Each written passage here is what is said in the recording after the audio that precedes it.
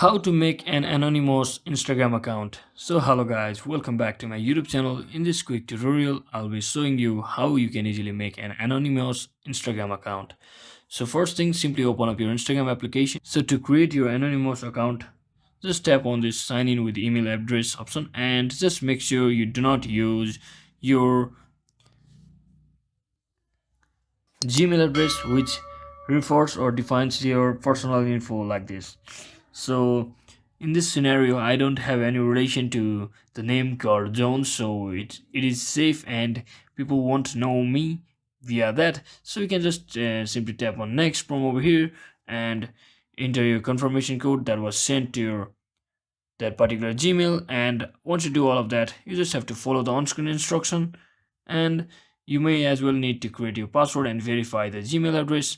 And once you do all of that, you will have successfully created your anonymous Instagram account just like this. So I hope this video was helpful guys. If it was, don't forget to like and subscribe to channel. See you on the next one.